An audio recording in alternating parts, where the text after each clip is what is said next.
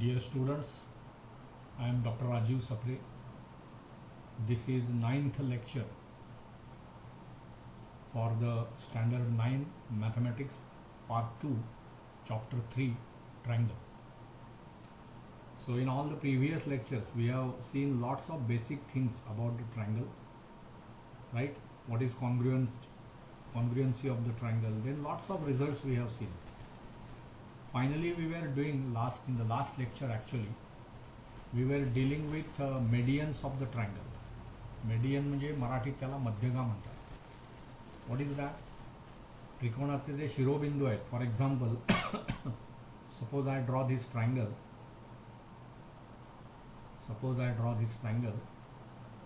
Okay. Then what? What you do is, suppose this triangle is ABC. Then what you do is, from A, suppose this is midpoint of BC, M. Then you have to join what? A and M. We have to join this A and M. Right? This is the median of the triangle. And we have seen that 3 medians of the triangle can be drawn. Correct? Because this is the vertex B. Opposite to that side is AC. So suppose you want to draw median from B.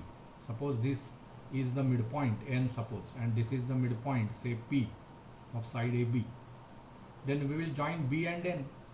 When you join B and N, what happens? You get a median through B. Median, you know, it is a line segment joining the vertex and opposite side of the midpoint of opposite side of the triangle.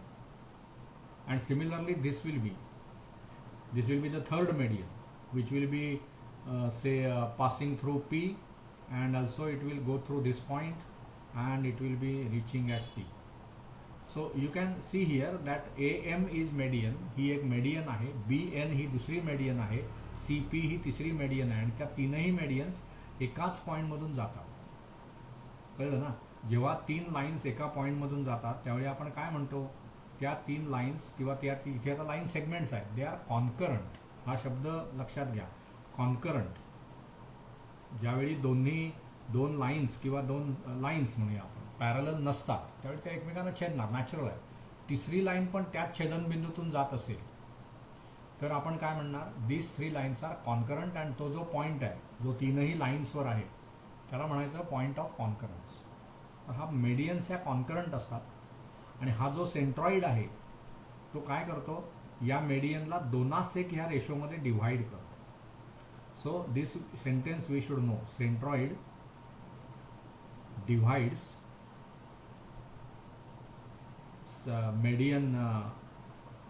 median internally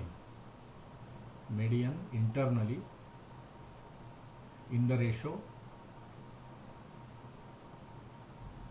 2:1. या रेशोमध्ये centroid मेडियनला divide करतो, अशी ही property.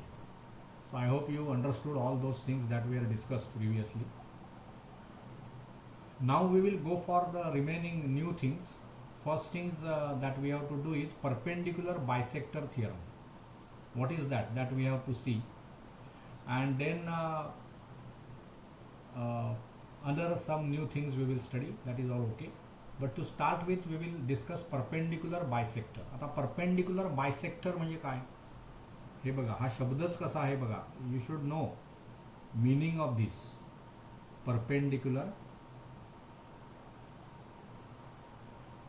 bisector. Okay, what does this mean? These are 2 things. See, bisector first. It is bisector म्हणजे काय करतो? तो जो perpendicular bisector आहे तो कुठल्या तरी आपण साईडचा काढणार. इथे फिगर काढली आहे बघा. हा एक ट्रायंगल आहे PAB, आणि ही जी साईड आहे AB त्याचा मध्यबिंदू घेतला आपण M.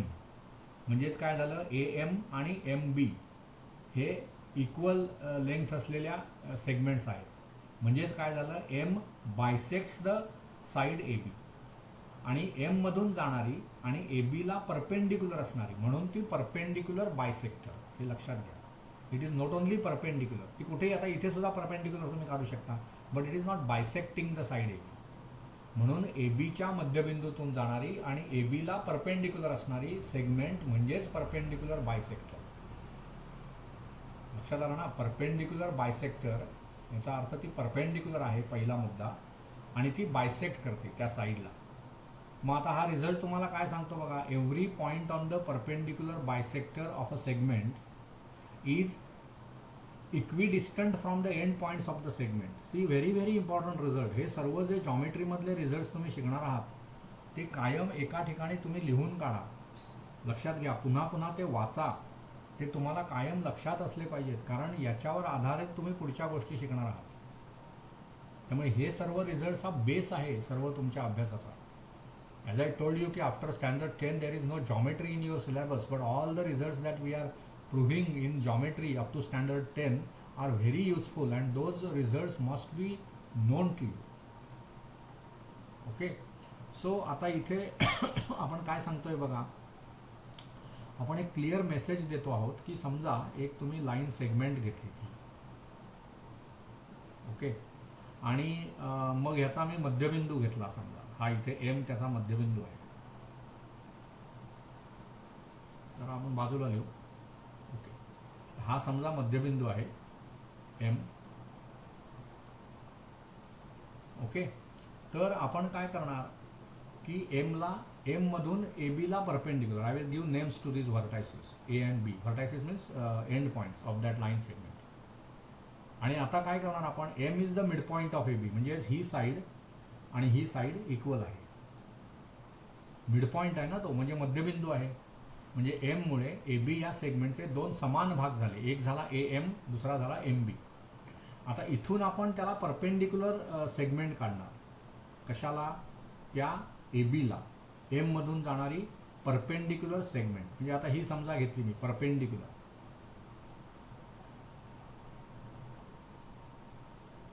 ही लाईन काढली आपण, म्हणजेच ही लाईन काय झाली, ती परपेंडिक्युलर बायसेक्टर आहे. कुणाची? ए बीची. A B he G line segment आहे त्याला हे परपेंडिक्युलर आहे, पण म्हणून नुसतं परपेंडिक्युलर नाही, त्या लाईनमुळे ती लाईन ह्या सेगमेंटला कुठे छेदते? एमला. आणि एम हा काय आहे? ए बीचा मध्यबिंदू आहे, म्हणून ह्याला आपण म्हणणार परपेंडिक्युलर बायसेक्टर. आता हा थिअरम काय सांगतो तुम्हाला, every point on perpendicular bisector, म्हणजे समजा मी इथे पॉइंट घेतला पी नावाचा परपेंडिक्युलर बायसेक्टर, तर तो कसा आहे? Equidistant from the end points of the segment. म्हणजे या सेगमेंटचे जे एंड पॉइंट्स आहेत, आता समजा इथे मी एंड पॉइंट्स कुठले आहेत? ए आणि बी. मग आपण ही जर लाईन सेगमेंट घेतली पी ए आणि ही घेतली पी बी, इथून ना P B,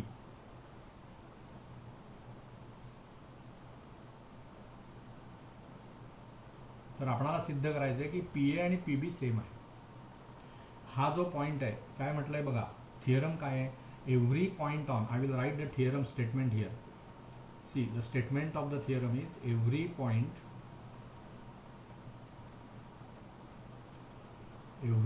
this is very important, every point on the perpendicular bisector, on the perpendicular bisector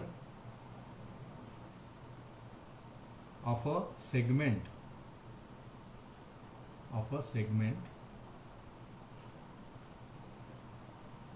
is equidistant from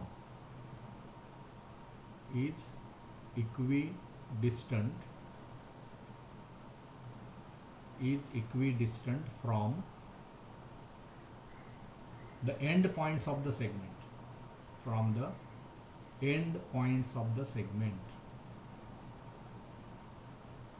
end points of segment. आता ह्या प्रूफ मध्ये काय आहे बघा, तुम्हाला त्याने सांगितलंय की एव्हरी पॉइंट, आता every point on perpendicular bisector, म्हणजे त्या परपेंडिक्युलर बायसेक्टर ही एक लाईन आहे, आणि लाईन आहे म्हटल्यावर किंवा अगदी लाईन सेगमेंट जरी तुम्ही घेतली तरी त्याच्यावर इन्फिनाइटली मेनी पॉईंट्स असतात. त्यामुळे तुम्ही प्रत्येक पॉईंटला जाऊन तो पॉईंट ए पासून आणि बी पासून समान अंतरावर आहे असं सिद्ध नाही करू शकत. हे कधी सिद्ध करता येईल? एक 2-3 पॉईंट्स असतील तर ठीक आहे, हे इन्फिनाइटली मेनी पॉईंट्स आहेत, so I cannot do that. म्हणून आपण अशा वेळी काय करतो, एक अर्बिट्ररी पॉईंट घ्यायचा, कुठलाही एक पॉईंट, असा त्याचा अर्थ, राईट. सो आपण काय म्हणणार बघा, आपण इथे गिव्हन मध्ये काय म्हटलंय बघा, लाईन एल, ह्याला आपण नाव दिलं line L, is perpendicular bisector of segment A B आणि M is mid point of A B आणि point P is any point on line L. Any point, you prove the result for any point on the line L. आणि जर तिथे तो true असेल तर मग तो सर्वच पॉईंट्सवर ट्रू आहे. एक आपण आर्बिट्ररी पॉईंट घेतला पी आणि तिथून आपण असं सिद्ध करणार आहोत की ते जे ए आणि बी हे जे एंड पॉईंट्स आहेत त्या लाईन सेगमेंटचे ते इक्विडिस्टंट आहेत. मग काय करणार त्याच्यासाठी बघा, दोन ट्रायंगल्स विचारात घ्या पी एम ए. सो प्रूफमध्ये ते गिव्हन आणि ते जे दिलेलं आहे ते तुम्ही बघा, म्हणजे तिथे आहे. प्रूफ काय ती आपण लिहूया. त्याच्यासाठी काय केलं बघा, आपण ए पी आणि पी बी या सेगमेंट्स काढल्या, पी ए आणि पी बी म्हणूया. आणि मग ट्रायंगल दोन विचारात घ्या. कुठले दोन ट्रायंगल? पी एम ए. बघा ट्रायंगल पी एम ए आणि ट्रायंगल पी एम बी, हे दोन ट्रायंगल विचारात घ्या. आता ह्यांच्यामध्ये काय झालं बघा, पी एम तर कॉमन आहे ना. बघा पी एम एकाच एक संगती ही आहे, पी एम ए आणि पी एम बी. मग P M is congruent to P M. Natural आहे, कारण काय, कॉमन साईड असं म्हणता येईल त्याला, कॉमन साईड. ओके. त्याच्यानंतर हे पुसूया आपण, नीट लिहूया.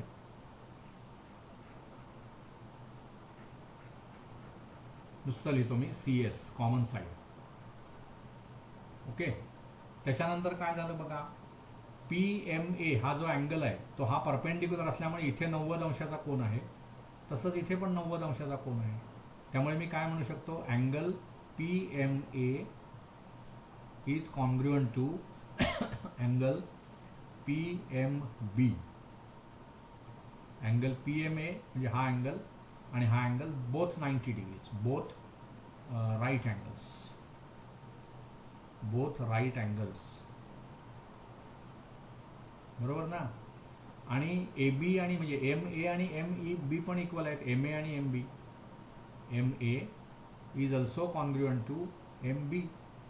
का ते सांगा, तर गिव्हन आहे ते, एम हा मिड पॉईंट आहे ना, तुम्हाला दिलं होतं ते. म्हणून मग काय झालं, साईड, अँगल आणि साईड, बघा साईड, अँगल आणि साईड ह्या दोन त्रिकोणाचे कॉन्ग्रुएंट आहेत. म्हणून we can say triangle P M A is congruent to which triangle, P M B. Which test we are using, SAS test. बघा SAS टेस्ट. आणि मग त्याच्यामुळे काय झालं, जेव्हा दोन त्रिकोण एकरूप होतात त्यावेळी त्याच्या corresponding sides, remaining corresponding sides and corresponding angles are always congruent. म्हणून मग एकदा हे ट्रायंगल कॉन्ग्रुएंट झाले की मला निश्चित म्हणता येईल की पी ए ही भुजा आणि पी बी ही भुजा दोन्ही त्रिकोणांची सेम आहे. So P A is congruent to P B. Why? Congruent sides of congruent angles, triangle, sorry,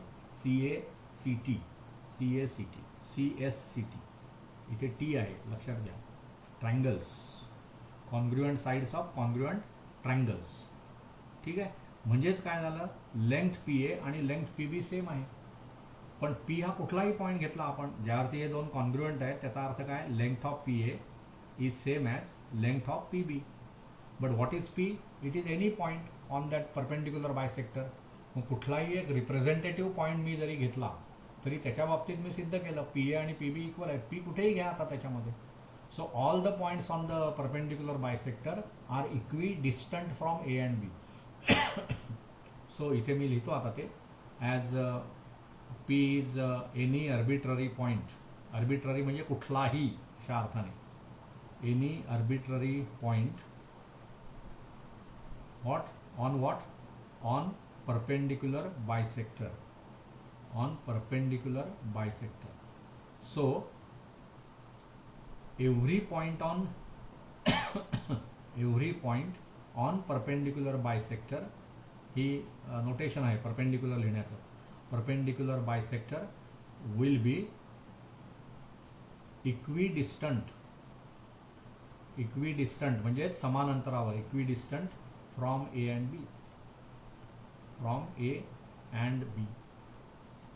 right?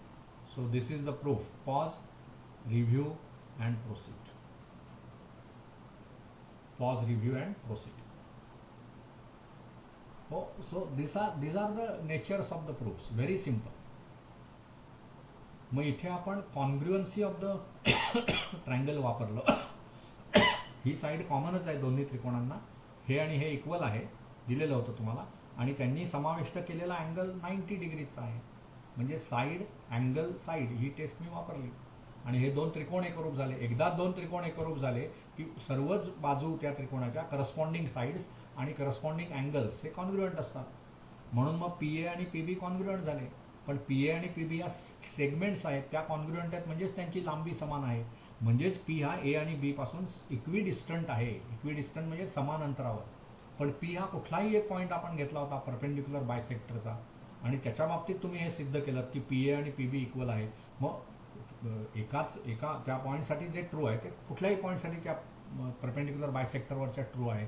म्हणून आपण असं म्हणणार की every point on perpendicular bisector is equidistant from the end points of the segment.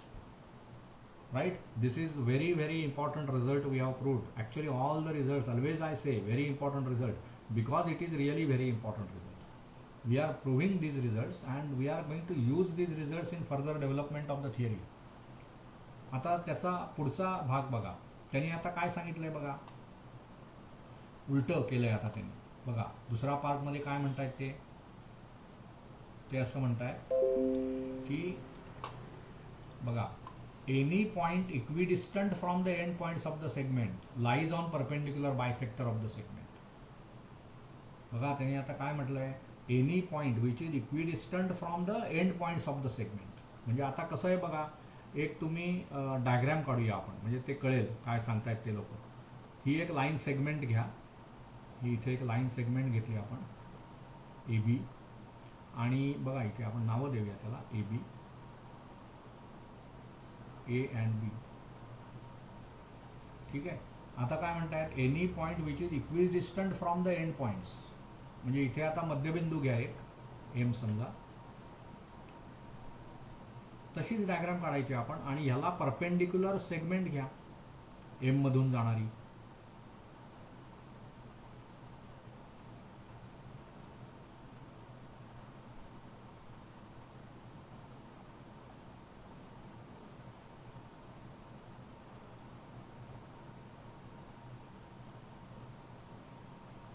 Okay. बघा, from P, point P is any point equidistant from the end points of the segment A B. म्हणजे हा इथे एक point घेतला मी P, right. हा point कसा आहे, दिलेला आहे की तो इक्विडिस्टंट आहे ए बी पासून. म्हणजे आता जर मी ए बी पासून पी जोडला, म्हणजे ए पासून पी जोडला, म्हणजे हे पी ए आणि इकडे पी बी, तर तुम्हाला दिलेलं आहे ते इक्विडिस्टंट आहे. म्हणजे काय, तर त्यांचं अंतर समान आहे. म्हणजे ही इथे आपण ही सेम रेषा आहे, हे सेम आहे बघा. मग गिव्हन काय आहे इथे बघा, स्टेटमेंट लिहूया आपण. एनी पॉइंट, स्टेटमेंट बघा रिझल्टची, एनी पॉइंट कसा तो any point equidistant from the end points, any point equidistant from end points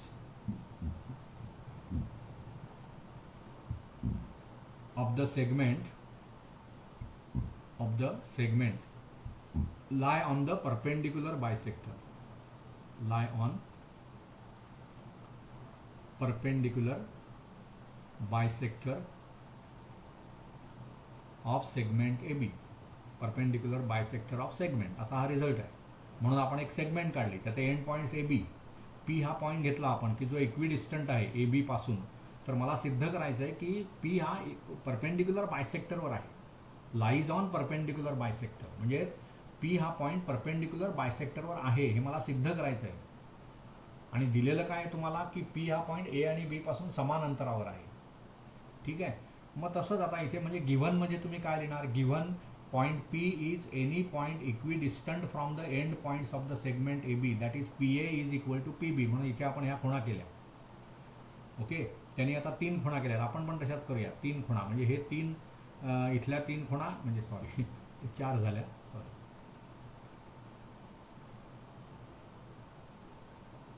म्हणजे इथे तुम्हाला आता काय आहे बघा, हे एक लाईन आहे ही आणि ही लाईन आणि ती इक्वल आहे, म्हणून हे 3 खुणा, इथे पण 3 खुणा, P A P B equal आहे. ठीक आहे. आता काय म्हणायचं बघा आपण, ओके, पॉईंट पी हे प्रूव्ह करायचं आहे मला की point P is on perpendicular bisector of the segment A B. That is to be proved. मग प्रूफ काय बघा, पुन्हा तेच 2 ट्रायंगल विचारात घ्या. प्रूफमध्ये P F triangle P M A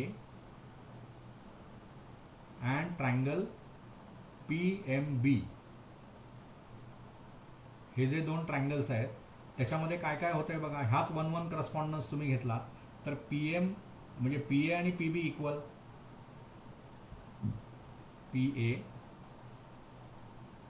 आणि पी बी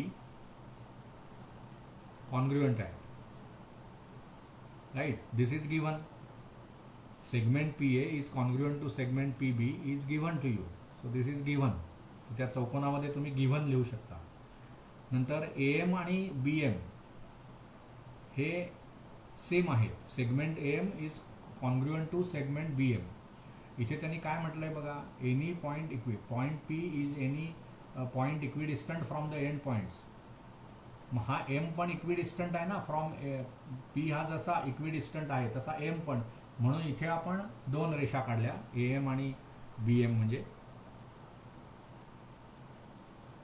बरोबर ना. कारण काय झालं मग, P M is equal to काय म्हणणार तुम्ही, A M, sorry, A M is equal to B M, congruent to B M. A M is congruent to B M. Why? M is mid point of A B. M is mid point of A B. M is mid point of A B. आणि ती जी side आहे ना P M, ती common आहे दोन्ही त्रिकोणांना. So P M is congruent to P M, common side. त्यामुळे काय झालं, साईड साईड साईड हे जर आपण वापरलं, इथे ही साईड सेम आहे ना, त्यामुळे triangle P M A and congruent to triangle P M B by S S S test they are congruent. आणि म्हणून मग काय झालं, angle P M A, angle P M A, कारण एकदा 2 त्रिकोण कॉन्ग्रुएंट झाले की त्यांच्या करस्पॉन्डिंग अँगल्स आणि करस्पॉन्डिंग साईड्स या कॉन्ग्रुएंट असतातच. त्यामुळे angle P M A is congruent to angle P M बी.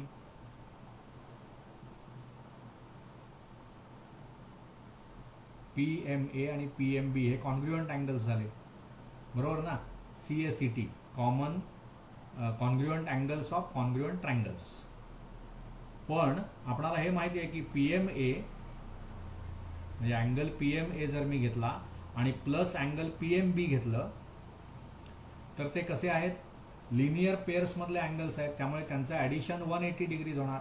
बघा ना, ही रेषा आहे ना एक, आणि P M A P M B म्हणजे लिनियर पेअर मधले अँगल, ह्या दोघांचं ॲडिशन काय होणार, 180 डिग्रीज. आणि ते दोन्ही सेम आहेत असं तुम्ही म्हणता, right. But angle P M A is equal to angle PMB and so it is equal to 90 degrees. They are 90 degrees. दोन्ही ते 90 अंशाचे झाले. म्हणजेच काय झालं, PM is perpendicular to AB. PM is perpendicular to AB. कळलं? So what happens now? PM is perpendicular to AB. What does it mean? But point M हा mid point आहे ना, एम हा मिड पॉईंट आहे ए बीचा, आणि P M त्या ए बीला परपेंडिक्युलर आहे. म्हणजे पी एम ही जी लाईन आहे ती कशी आहे, ए बीला परपेंडिक्युलर आहे आणि ए बीच्या मध्यबिंदूतून जाते. म्हणजेच ही लाईन परपेंडिक्युलर बायसेक्टर आहे. म्हणजेच पी हा पॉईंट परपेंडिक्युलर बायसेक्टरवर आहे, right. So now what does this mean, P M is perpendicular to A B means P lies on perpendicular bisector of A B. बघा हे कसे रिझल्ट्स आपण प्रूव्ह केलेले आहेत. पॉज, रिव्ह्यू आणि proceed. Go through all these results again, listen the video, lecture ऐका पुन्हा, समजून घ्या ते, समजावून सोप्या भाषेत सांगितलेलं आहे ते ऐका नीट. Definitely you will understand what is happening. Okay, so we will stop here in this lecture. We will continue in the next lecture. Till then, bye. Have a nice day.